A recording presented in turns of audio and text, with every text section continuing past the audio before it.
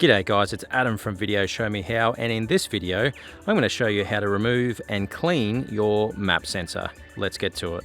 So how do you tell if your map sensor is either in need of a clean or at worst replacing? Well, the most common symptoms are things like the engine running rich or lean, using a lot of fuel, so you'll notice your consumption goes up on the dash there, having a rough idle, or even things like slight jerking when accelerating, or hesitation when you're putting the vehicle into drive. Really easy to do, and highly recommended that you do that at least once every 5 to 10,000, depending on when your service intervals are. So map sensors are quite commonly confused with another sensor, which is called a MAF sensor, or mass airflow sensor, and you can check the video up the top here for how to clean these guys.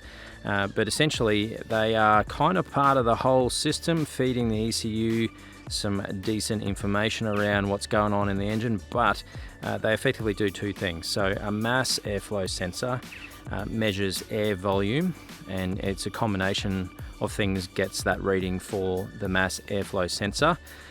The MAP sensor is basically manifold absolute pressure, hence MAP, and what that's doing is measuring a vacuum. It's using the computer to calculate the engine airflow based on a vacuum going into the manifold itself. And I guess that's probably the easiest way to remember where they are as well. You're always going to find your MAF sensor, mass airflow sensor. Remember, air box, mass airflow sensor, it's always going to be near that. And the MAP sensor, or the manifold sensor, is always going to be up near your manifold. So in this particular car, we're working on the Jeep here again. Here's our EGR down the back here, the mushroom looking thing, but essentially our map sensor is this guy right here. And you can see him hidden away down the bottom there with the little blue label. It's this guy here. So they're a pretty sort of hidden away little unit, but if you go digging right next to your actual intake manifold, which is this section right here, you'll find a little sensor just like this hidden away. So all you're going to need to complete this job is some sensor cleaner. Now I'm using some mass airflow cleaner, which is the same stuff that you use to clean this guy, a mass airflow sensor, funnily enough, because it says so. Anyway, something like that will do the job. Stuff like electrical contact cleaner as well will do the job. You really want to stay away from anything that's too harsh. However, stuff like brake cleaner, I'd probably avoid that stuff, because at the end of the day you're still cleaning a sensor and you don't want to break it. Beyond that, to get into it, it's pretty straightforward. It's just a single Allen key, and in this case a 3/16 for the Jeep will do the job. That's right around an 8 or a 9 mil. Alright, so we need to get our little Allen key here, and you can see in there, if you move some pipes out of the way, you might need to do the same as well. I guess it's probably a bit tricky, but super easy to get out. It's just where it is, so it's a matter of getting your Allen key down into there. I'd recommend actually leaving this clip that you can see here on it until you remove it altogether. It's just a lot easier to get off. So the next step is just to get your Allen key and remove it. Now just make sure that when you do get it to almost be out, you can start seeing it go there. You do not want this to fall down in there, because you will be fishing for hours, and I'm maybe or maybe not talking from experience. So when you get to there, hold the thing down with your Allen key, get another hand in there, make sure you got a firm grip before you pull this little sucker out, because you don't want that to go down.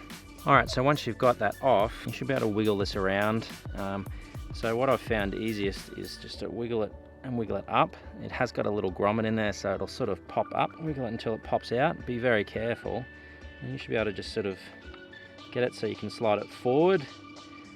So you can get some hands in there. Once it's forward, you can then pull it back and out. And there we go. And you can see on our particular instance here, it is in need of a good clean, because it's quite carbony, quite black. We'll get that out of there to start with. Simple case of just a little clip here to press down in this particular instance, so the clip comes off, and pull just like that. And there is our map sensor. all nice and grimy. So let's get it out of here and give it a good clean. Here's our map sensor here. Now you can see that it's quite grimy. Because this sits in the intake, and particularly for turbo diesel vehicles, these can get quite gunked up with carbon. And you can see here this has got quite a lot of carbon on it, so it does need a solid clean. I've seen these before where you can't even see through them. They are that clogged up with carbon, and you can imagine how good a job it is doing when it's trying to read a vacuum and feed that into your engine. So this needs a good clean. So once again, you don't want to get the tip of this and touch any of the sensor wires in there, because it is similar to the Massa airflow sensor clean that we've done in a previous video. But essentially give it a good sort of 10 odd squirts there until you start seeing the wire come good and nice and clean.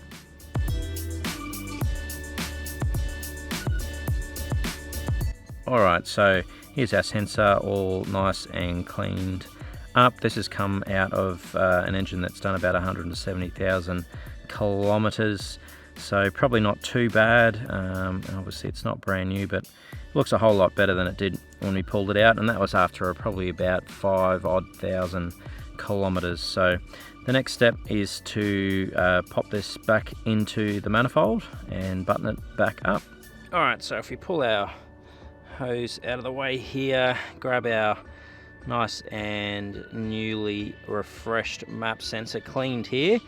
Now I find actually putting it back in, it's better to go the other way around. So previously when we'd pull it out and then do the sensor connection, I find it a lot easier to do the connection bit before we go back in, because it's an absolute pain otherwise. So if we connect it back up, just pressing that in until it clicks in, you're all good to go then. Then it's just a matter of pulling that back underneath, sliding it in front of the housing little manifold bit there, and then pulling it back until it pops into the hole. From there you just got to make sure that the sticky outy bit goes in the hole. It doesn't sound sus at all. And then the only other thing is lining up the bolt hole there, which it looks like we're pretty close. Once you've done that, grab your little bolt and thread it through, once again making sure that you don't let go of the thing until it's lined up, because you don't want to go fishing once again. Start the first couple of threads there by hand, and then grab your Allen key and start making sure that that's in the right spot. And once it is, just finish screwing it in there